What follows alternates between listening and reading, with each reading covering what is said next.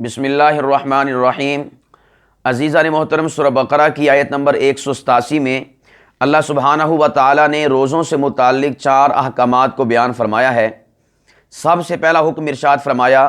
احل لکم لیلۃ الصیام الرفث الی نسائکم،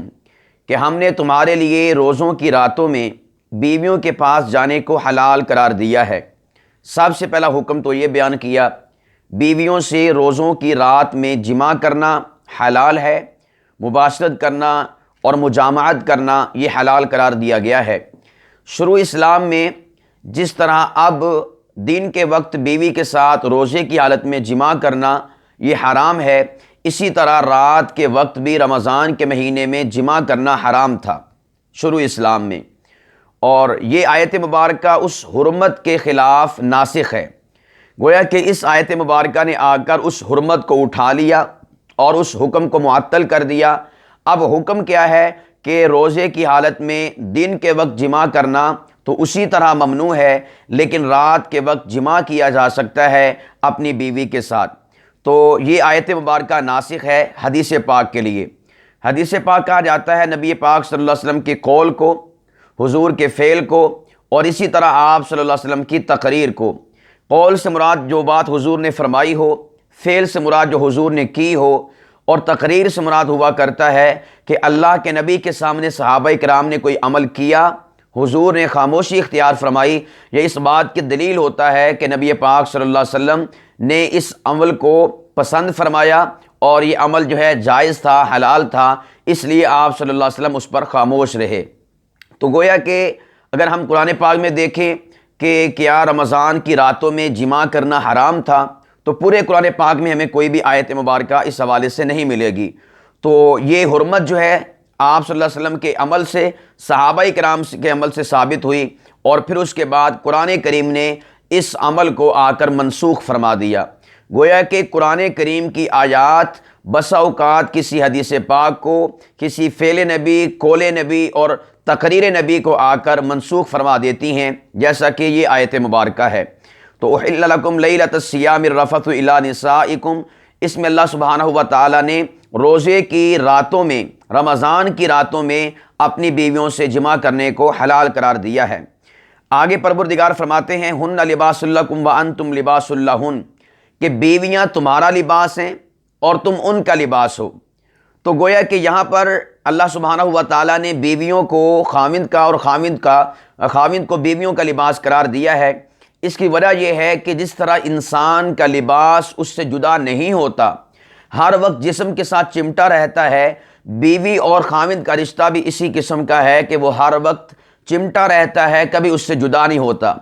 اور اس کے علاوہ بھی جس طرح انسان اپنے اوپر لحاف لیتا ہے، اپنے اوپر جو ہے چادر لیتا ہے، اپنے جسم کو ڈھانپتا ہے، تو بیوی بھی گویا کہ شوہر کے لیے اور شوہر بیوی کے لیے اسی قسم کی حیثیت رکھتے ہیں۔ تو اللہ سبحانہ و تعالیٰ نے گویا کہ یہاں پر اگر ہم اس کو سمجھنا چاہیں تو میاں بیوی کے رشتے کی جو ڈیفینیشن اور تعریف ہے اس کو بھی واضح کر دیا کہ جس طرح ایک لباس انسان کے جسم کو ڈھانپتا ہے، اس کے عیوب کو، نقائص کو ڈھانپتا ہے، اسی طرح خاوند کو چاہیے کہ وہ اپنی بیوی کے عیوب اور نقائص کو، اور بیوی کو چاہیے کہ اپنے خاوند کے عیوب اور نقائص کو ڈھانپے، پردہ پوشی کرے۔ لیکن افسوس کا مقام یہ ہے کہ ہمارے ہاں بالخصوص مرد بھی ایسا کرتے ہیں، لیکن زیادہ تر یہ مرض عورتوں میں پایا جاتا ہے کہ ان کا ہاضمہ تھوڑا سا خراب ہوتا ہے، اور عورتیں کیا کرتی ہیں، 4 عورتوں میں بیٹھ کر وہ چاروں کی چاروں عورتیں اپنے اپنے خاوندوں کی قباحت کو، عیوب کو، نقائص کو، کمیوں کو، کوتاہیوں کو، یہ ساری چیزوں کو ڈسکس کرتی ہیں۔ تو میں اپنی عزیز اسلامی ماؤں، بہنوں، بیٹیوں سے عرض کروں گا کہ یہ بات آپ کے لیے زیب نہیں دیتی۔ اللہ سبحانہ و تعالیٰ نے آپ کو آپ کے خاوندوں کے لیے ایک لباس کی حیثیت قرار دیا ہے، تو اس لیے آپ لباس بن کر رہیں۔ جس طرح لباس آپ کے جسم کو چھپاتا ہے، اسی طرح آپ اپنے خاوند کے لیے لباس ہیں، اس کے عیوب اور نقائص کو چھپایا کریں۔ اگر آپ نے بتانا ہے اپنے خاوند کو بتائیں، اور خاوند جو اپنی بیوی کو بتائے، اس لیے کہ جس کی غلطی ہوگی جب اسے بتایا جائے گا تو وہی اپنی غلطی کو درست کر سکتا ہے، تو اس لیے اسی کو بتانا چاہیے جس میں غلطی ہے۔ ہمارے معاشرے کا اجتماعی المیہ یہ ہے کہ ہم جس آدمی میں غلطی ہوتی ہے اس کو نہیں بتاتے کہ تجھ میں یہ غلطی ہے، بلکہ ہم ایرے غیر نتھو خیر، جو یعنی ہمیں ٹکرتا ہے ہم اس کے ساتھ اس کی غلطی کو شیئر کرتے ہیں کہ فلاں نے یہ کام کیا، فلاں ایسا ہے، فلاں ایسا ہے۔ بھئی آپ خود سوچیں کہ کیا جس کو آپ بتا رہے ہیں اس نے اس آدمی کی غلطی کو ایڈریس کرنا ہے، اس نے اس آدمی کی غلطی کو درست کرنا ہے؟ نہیں، بالکل ایسا نہیں ہے، بلکہ درست تو انسان جس میں غلطی پائی جا رہی ہے اس نے اپنی غلطی کو درست کرنا ہے، ہم اسے تو بتاتے نہیں، اس کے علاوہ ہم ہر ایک کو بتا دیتے ہیں۔ تو نہیں، ایسا نہ کیجئے، اس سے معاشرے میں بگاڑ آتا ہے، غلطیوں کا تدارک نہیں ہوتا، درستگی نہیں ہوتی، بلکہ مزید غلطیاں سرزد ہوتی ہیں لوگوں سے۔ تو اس لیے لوگوں کے دلوں میں نفرت بھی آتی ہے، بغض بھی آتا ہے، عداوت بھی آتی ہے، مسلمان بھائی کی عزت اور تکریم اگلے بندے کی نگاہ میں کم ہوتی ہے جس کو آپ کسی کی غلطی بتاتے ہیں۔ تو اس لیے یہ اصول اور ضابطہ، قاعدہ اور کلیہ اپنا لیں، بنا لیں، پلے باندھ لیں کہ جس میں غلطی ہے ہم نے اس کی غلطی کو اسی کو بیان کرنا ہے اور بتانا ہے، اس کے علاوہ کسی کی غلطی نہیں بیان کرنی اور بتانی۔ کیوں؟ اس لیے کہ اصلاح اس نے کرنی، نہ کہ کسی اور نے کرنی ہے۔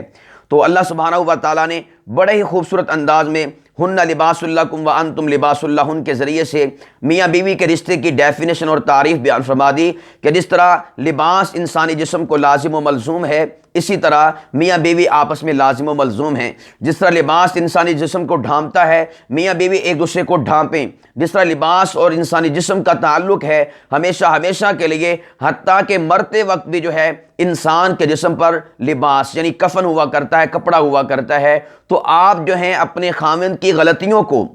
اس کی کوتاہیوں کو اپنے دل میں چھپا کر مر جائیں، لیکن دنیا میں ظاہر نہ کریں۔ خاوند اپنی بیوی کی کمیوں کوتاہیوں کو لے کر مر جائے، لیکن اس کی غلطیوں کوتاہیوں کو دوسروں کے سامنے بیان نہ کرے۔ اللہ پاک فرماتے ہیں علم اللہ انکم کنتم تختارون انفسکم فتاب علیکم وعفا عنکم، کہ اللہ سبحانہ و تعالیٰ جانتے تھے کہ تم لوگوں نے خطا کی ہے، تم لوگوں سے خیانت ہوئی ہے۔ دراصل ہوا یوں کہ حضرت عمر رضی اللہ تعالیٰ عنہ سے ایک مرتبہ یہ خطا ہوئی کہ انہوں نے اپنی بیوی سے رات کے وقت جماع کر لیا، کہ جس وقت رات کے وقت میں جماع کرنا ممنوع تھا۔ تو اللہ سبحانہ و تعالیٰ نے فرمایا کہ تم سے یہ خطا ہو گئی، خیانت ہو گئی، تو اللہ سبحانہ و تعالیٰ نے تمہارے اوپر رحمت کی نظر فرمائی اور تمہاری اس غلطی کو معاف کر دیا۔ اب دیکھو یہاں پر بھی ایک نکتہ ہے، اور وہ نکتہ کیا ہے کہ بڑوں کی خطا بسا اوقات چھوٹوں کے لیے اللہ کی عطا بن جایا کرتی ہے۔ پھر سے دہرائے دیتا ہوں کہ بڑوں کی خطا بسا اوقات چھوٹوں کے لیے اللہ کی عطا بن جاتی ہے۔ اب دیکھیں حضرت عمر سے خطا ہوئی تو اللہ سبحانہ و تعالیٰ نے اس خطا کو تمام امت مسلمہ کے لیے اپنی عطا بنا دیا۔ اب دیکھیں ہمارے لیے جو ہے رات کے وقت میں جماع کرنا یہ حلال ہے اور قرآنی حکم بن چکا ہے، تو اللہ سبحانہ و تعالیٰ نے حضرت عمر کی خطا کو عطا بنا دیا۔ تو اللہ سبحانہ و تعالیٰ فرماتے ہیں کہ ہم نے آپ کی خطا کو، آپ کی خیانت کو جانا بھی، اور اس کے بعد ہم نے آپ پر نظر کرم کی۔ اب دیکھیں یہاں پر کوئی شخص حضرت عمر رضی اللہ عنہ کی گستاخی بھی کرنا چاہے تو وہ نہیں کر سکے گا، اور اس کا حق نہیں بنتا کہ وہ گستاخی کرے، اس لیے کہ نبی پاک صلی اللہ علیہ وسلم کے پیارے صحابی حضرت عمر رضی اللہ تعالیٰ عنہ سے یہ خطا ہوئی، اللہ پاک نے قرآن پاک میں اس کو ذکر کیا اور اس کے بعد فرمایا کہ ہم نے تمہارے اوپر نظر کرم فرمائی۔ جب رب نے عمر پر نظر کرم فرما دی تو اب جو ہے ہم حضرت عمر رضی اللہ تعالیٰ عنہ کے خلاف اس قسم کی بات کریں، گفتگو کریں؟ آپ کون ہوتے ہیں، میں کون ہوتا ہوں حضرت عمر رضی اللہ عنہ کی اس خطا کو ڈسکس کرنے والے؟ نہیں، فتاب علیکم، فرمایا کہ ہم نے تمہارے اوپر نظر کرم فرمائی، رحمت کا چھینٹا تمہارے اوپر نازل فرمایا اور اپنے عنایت کی بارش تمہارے اوپر برسائی، اور فرمایا کہ وعفا عنکم، ہم نے تمہاری غلطی کو معاف بھی فرما دیا۔ رب صحابہ کرام کی غلطیوں کو معاف کرتا ہے، لیکن بد باطن، روح سیاہ اور کالے سیاہ دل والے صحابہ کرام کی غلطیوں کو اچھالتے ہیں۔ ایسا نہیں کرنا چاہیے۔ جو لوگ صحابہ کرام رضوان اللہ تعالیٰ علیہ مجمعین کی غلطیوں کو ہائی لائٹ کرتے ہیں، وہ بات اپنے ذہن میں بٹھا لیں، اور دوسرے مسلمان بھائی بھی، کہ صحابہ کرام سے یہ خطائیں کیوں ہوتی تھیں۔ یہ بڑا اہم سوال ہے۔ صحابہ کرام سے زنا بھی ہوا، صحابہ کرام سے چوری بھی ہوئی، صحابہ کرام سے قتل بھی ہوا، اور جس طرح یہاں پر ذکر ہے کہ صحابہ کرام رضوان اللہ تعالیٰ علیہ مجمعین، ان سے جو ہے اللہ رب العالمین کے حکم کی خیانت اور حکم عدولی بھی ہوئی۔ یہ سارے کے سارے معاملات صحابہ کرام سے کیوں سرزد ہوئے؟ حالانکہ وہ تو پاک باز ہستیاں ہیں، بڑے متبرک لوگ ہیں،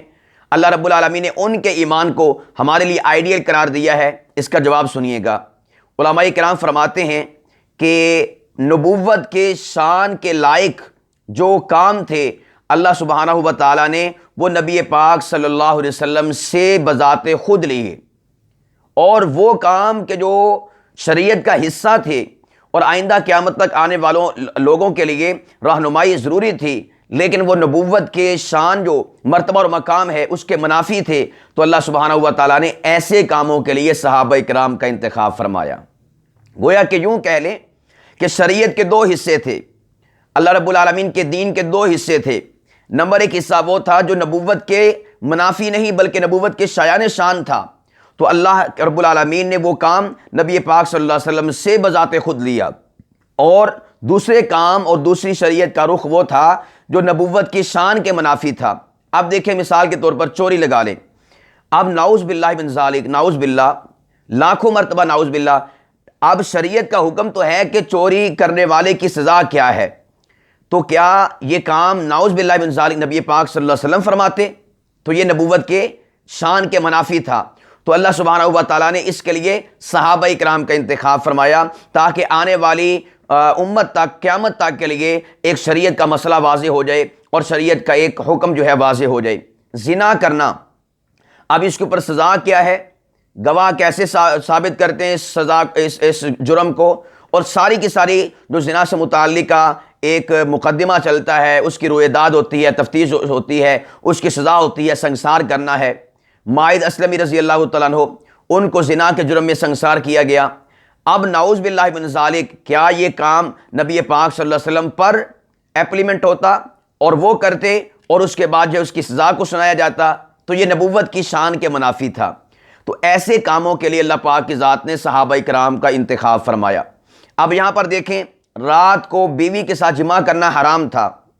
تو کیا نعوذ باللہ من ذالک نبی پاک صلی اللہ علیہ وسلم یہ کام کرتے؟ نہیں، یہ نبوت کی شان کے منافی تھا، تو اللہ سبحانہ و تعالیٰ نے اس کے لیے صحابی کا انتخاب فرمایا۔ تو میرے خیال سے آپ کو یہ بات واضح طور پر سمجھ آ چکی ہوگی کہ اللہ سبحانہ و تعالیٰ نے دو قسم کے کام تھے۔ نمبر ایک، نبوت کی جو شان اور عظمت اور رتبہ اور مقام ہے اس کے مطابق تھے، نمبر دو اس کے منافی تھے، تو جو منافی تھے اس کے لیے صحابہ کا انتخاب فرمایا، اور جو مطابق تھے اس کے لیے نبی پاک صلی اللہ علیہ وسلم کا انتخاب فرمایا۔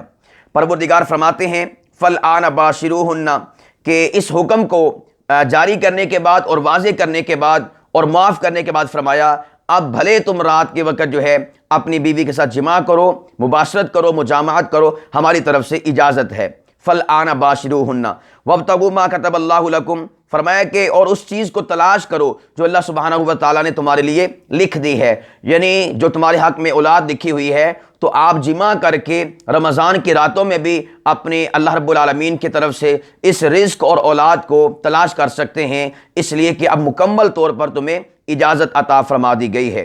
اب یہاں تک تو ایک مسئلے کو بیان فرمایا، آگے دوسرا مسئلہ بیان فرمایا جا رہا ہے، وَكُلُوا وَاشْرَبُوا، فرمایا کہ رمضان کی راتوں میں تم کھا پی بھی سکتے ہو۔ شروع اسلام میں اس کے متعلق بھی یہی حکم تھا کہ جیسے ہی انسان سو جاتا تھا تو اس کے لیے پھر اس کے بعد اٹھنے کے بعد چاہے جو ہے وہ رات کا حصہ کیوں نہ ہوتا تھا، کھانا پینا ممنوع ہوا کرتا تھا۔ تو اس حوالے سے ایک حدیث پاک بھی ہے، جامع ترمذی کی حدیث پاک ہے، نبی پاک صلی اللہ علیہ وسلم کے ایک صحابی ہیں، ان سے یہ سرزد ہوا کہ بیچارے مزدوری کیا کرتے تھے، جب شام کو گھر آئے واپس تو تھکے ہوئے تھے، بیگم سے پوچھا کچھ کھانے کے لیے ہے، روزے سے تھے، تو وہ کھانے کے لیے چیزیں تلاش کر رہی تھی کہ اسی حالت میں تھکاوٹ کی وجہ سے انہیں نیند آ گئی، تو وہ سو گئے۔ اب سونے کے بعد تو کھانا کھانا وہ ناجائز تھا، اب پورا دن جو ہے گویا کہ روزے پہ روزہ رکھا۔ اگلا دن آیا تو پہر کے وقت جو ہے وہ غشی کھا کے گر گئے، تو اس موقع پر اللہ سبحانہ و تعالیٰ نے اس آیت مبارکہ کو اتار کر اس بات کی پابندی اٹھا دی کہ جو رات کے وقت بھی کھانا پینا ممنوع تھا، بلکہ فرمایا کہ ہم تمہیں اجازت عطا فرماتے ہیں۔ صحابی رسول کا نام ہے قیس بن سرمہ انصاری رضی اللہ تعالیٰ عنہ، یہ جامع ترمذی کی روایت ہے، کتاب التفسیر میں روایت نمبر 2894 ہے۔ اس میں مکمل واقعہ لکھا ہوا ہے جو میں نے ابھی آپ حضرات کے سامنے بیان کیا۔ تو اللہ سبحانہ و تعالیٰ نے اب دیکھیں یہاں پر بھی صحابی رسول کی وجہ سے پروردگار عالم نے ایک امت کے اوپر جو ہے عنایت فرماتے ہوئے قیامت تک کے لیے حکم دے دیا کہ اب آپ جو ہے رات کے وقت میں کھا پی سکتے ہیں۔ اور یہ کھانا پینا کب تک ہوگا؟ تو یہ گویا کہ یہاں پر تیسرا حکم آ رہا ہے، فرمایا حتیٰ یتبین لکم الخیط الابیض من الخیط الاسود من الفجر، کہ جب تک کالا دھاگا سفید دھاگے سے جدا نہیں ہو جاتا، فرمایا کہ تب تک تم جو ہے کھا پی سکتے ہو۔ اب یہاں پر بھی ایک حدیث پاک کو آپ سماعت فرما لیجئے گا، جب اللہ رب العالمین نے یہ حکم ارشاد فرمایا کہ کالا دھاگا سفید دھاگا یہ دونوں جب جدا ہوں گے تو تب تک آپ کھا پی سکتے ہیں، یعنی سحری کا اختتامی وقت یہ والا ہے۔ ایک صحابی ہیں حضرت عدی بن حاتم رضی اللہ تعالیٰ عنہ، جب انہوں نے یہ بات سنی، یہ آیت مبارکہ سنی، تو 2 دھاگے لے کر وہ اپنے پاس جو ہے رکھ لیے اور رات بھر جو ہے انہیں ٹٹولتے رہے، دیکھتے رہے۔ اس حوالے سے حدیث پاک جامع ترمذی میں کتاب التفسیر میں موجود ہے اور حدیث نمبر ہے 2897 اور 2896۔ یہاں پر ذکر کیا گیا ہے حضرت عدی بن حاتم کے حوالے سے کہ آپ صلی اللہ علیہ وسلم نے ارشاد فرمایا، تم سحری اس وقت تک کھا اور پی سکتے ہو جب تک سفید دھاگا سیاہ دھاگے سے ممتاز نہ ہو، یعنی یہی قرآن پاک کی آیت۔ تو راوی بیان کرتے ہیں عدی بن حاتم کہ میں نے 2 دھاگے لیے، ان میں سے ایک سفید تھا دوسرا سیاہ تھا، ان دونوں کا جائزہ لیتا رہا، یعنی پوری رات جو ہے میں دیکھتا رہا کہ یہ کب جدا ہوں۔ تو کہتے پوری رات ہی جدا نہیں ہوئے، تو اگلے دن آ کر نبی پاک صلی اللہ علیہ وسلم کے سامنے ماجرا عرض کیا، تو اللہ کے نبی علیہ السلام نے فرمایا کہ سیاہ دھاگے سے مراد یہ والا دھاگا نہیں تھا، یا سفید دھاگے سے مراد یہ والا دھاگا نہیں تھا جو آپ نے ہاتھ میں پکڑا ہوا ہے، بلکہ سیاہ دھاگے سے مراد ہے سیاہ رات، اور سفید دھاگے سے مراد ہے دن کا اجالا۔ اللہ سبحانہ و تعالیٰ نے یہاں پر ایک بات یہ ارشاد فرما دی، ایک کہہ لے کہ تشبیہ کے اندر، کہ کالے دھاگے کو تشبیہ دے دی کالی رات کے ساتھ، اور سفید دھاگے کو تشبیہ دے دی دن کے اجالے کے ساتھ۔ بتانا یہ مقصود تھا کہ جب کالی رات دن کے اجالے سے جدا ہو جائے گی تو پھر آپ کی سحری کا وقت ختم ہو جائے گا، کھانے پینے کا وقت ختم ہو جائے گا۔ تو اب دیکھیں یہاں پر صحابی رسول کو جو ہے غلطی لگی، تو اللہ سبحانہ و تعالیٰ نے نبی پاک صلی اللہ علیہ وسلم کے ذریعے سے اس غلطی کی اصلاح فرما دی۔ تو اس سے ایک نقطہ بھی پتہ چلا کہ قرآن کریم یہ اس حوالے سے میں اور آپ جو بات سنتے ہیں کہ قرآن پاک کی جو ہے ہر کوئی ایرا غیرہ نتھو خیرہ قلم تو ہاتھ پکڑتا ہے اور قرآن کریم کی تفسیر لکھنا شروع کر دیتا ہے۔ میرے پیارے بھائیوں، قرآن کریم کی تفسیر لکھنا ہر ایک کا کام نہیں ہے، بلکہ مخصوص علماء کرام کا کام ہے۔ اس کے لیے مختلف قسم کے علوم و فنون پڑھنے پڑتے ہیں، اس میں رسوخ انسان کو حاصل ہونا چاہیے، پھر جا کر وہ قرآن کریم کی تفسیر اور تشریح کر سکتا ہے۔ ورنہ آپ دیکھیے یہ صحابی رسول عدی بن حاتم عربی ہیں، عربی کو جاننے والے ہیں، مگر وہ یہاں پر بات کو سمجھ نہ سکے اور وہ کسی مغالطے کا شکار ہو گئے۔ تو اس لیے ہر بندے کا کام تفسیر اور تشریح کرنا قرآن کریم کی آیات کی، یہ اس کے بس کی بات نہیں ہے۔ اس حوالے سے میرا ایک لیکچر ہے، وہ آپ ضرور سماعت فرمائیے گا کہ قرآن کریم کی جو تفسیر اور تشریح ہے یہ کس کو کرنے کا حق ہے۔ تو اس حوالے سے آپ انشاءاللہ العزیز جو غلط فہمی کا شکار ہیں وہ آپ کی غلط فہمی ضرور دور ہوگی۔ خیر، میں عرض کر رہا تھا کہ اللہ سبحانہ و تعالیٰ نے یہاں پر تیسرا حکم بیان فرمایا، وہ ہے روزے کی ٹائمنگ کے حوالے سے، کہ روزہ کب سے لے کر کب تک ہے۔ تو فرمایا کہ جب رات کی تاریکی اور دن کا اجالا یہ دونوں جدا ہو جائیں، یعنی جہاں سے صبح صادق کا آغاز ہو جائے تب سے لے کر ثم اتموا الصیام الی اللیل، رات تک جو ہے یہ روزے کا ٹائم ہے۔ رات اس میں داخل نہیں ہے، جیسے ہی رات کا آغاز ہوگا یعنی شام کا وقت ہوگا، غروب آفتاب سے رات کا آغاز ہو جاتا ہے، تو گویا کہ صبح صادق سے لے کر غروب آفتاب تک، غروب شمس تک، سورج ڈوبنے تک جو ہے شام کے وقت تک یہ روزے کا وقت ہے۔ یہ اللہ رب العالمین نے تیسرا حکم بیان فرمایا۔ اور اس کے بعد فرمایا وَلَا تُبَاشِرُوهُنَّ وَأَنْتُمْ عَاكِفُونَ فِي الْمَسَاجِدِ، کہ تم مباشرت نہ کرو۔ پہلے کہا تھا مباشرت کرنے کی اجازت ہے رات کے وقت میں، رمضان کی راتوں میں، لیکن یہاں پر ایک استثنائی حکم ہے کہ وَأَنْتُمْ عَاكِفُونَ فِي الْمَسَاجِدِ، کہ جب تم مسجدوں میں اعتکاف بیٹھے ہوئے ہو تو دوران اعتکاف جو ہے اپنی بیویوں سے مباشرت نہ کرو۔ تو اس سے یہ پتہ چلا کہ اگر کوئی شخص رمضان کے مہینے میں آخری عشرے کے اندر معتکف ہو جائے تو دوران اعتکاف اس کے لیے جس طرح روزے کی حالت میں اپنی بیوی سے مباشرت کرنا ممنوع ہے، اسی طور پر رات کے وقت میں بھی اپنی بیوی سے مباشرت کرنا اس کے لیے ممنوع ہے۔ تو عام لوگوں کے لیے رات کے وقت میں مباشرت کرنا، جماع کرنا جائز ہے، معتکف کے لیے پھر بھی جائز نہیں ہے، بلکہ وہ حکم اسی طرح برقرار رہے گا، لا تباشروہن۔ وہ اپنی بیوی کے ساتھ دوران اعتکاف جماع، مباشرت اور اس کے ساتھ جو ہے مخصوص عمل صحبت والا وہ نہیں کر سکتا۔ یہ اللہ رب العالمین نے چوتھا حکم ارشاد فرمایا۔ وَأَنْتُمْ عَاكِفُونَ فِي الْمَسَاجِدِ سے ایک نقطہ بیان کر دوں آپ کے سامنے کہ جو دوسرا اعتکاف ہے اس کا تعلق صرف مسجد کے ساتھ ہے کہ مرد حضرات جو ہیں وہ مسجد کے اندر اعتکاف بیٹھ سکتے ہیں، اس کے علاوہ کہیں پر بھی اعتکاف نہیں بیٹھ سکتے، اس لیے کہ اللہ سبحانہ و تعالیٰ نے یہاں پر اعتکاف کے لیے مسجد کو لازم قرار دیا ہے۔ تو وہ مسجد جس میں جو ہے 5 وقت کی باجماعت نماز ہوتی ہے، آپ اس میں اعتکاف بیٹھ سکتے ہیں، آپ اس کے علاوہ کہیں اور پر اعتکاف نہیں کر سکتے۔ یعنی گودام ہے، فیکٹری ہے، گھر ہے یا کوئی اور جگہ ہے، مسجد کے علاوہ کہیں پر بھی اعتکاف بیٹھنا یہ جائز نہیں ہے۔ کذالک فرمایا کہ تلک حدود اللہ فلا تقربوها، یہ اللہ کی حدیں ہیں، یعنی یہ جو اللہ رب العالمین نے 187 نمبر آیت میں بیان فرمائے ہیں مسائل، فرمایا کہ یہ اللہ سبحانہ و تعالیٰ کی حدیں ہیں، فلا تقربوها، ان حدوں کے قریب بھی نہ جانا۔ یہ کہ ان حدوں کو توڑنا نہیں ہے، فرمایا کہ ان حدوں کے قریب بھی نہ جانا، اس لیے کہ جب انسان قریب جاتا ہے تو پھر انسان وہ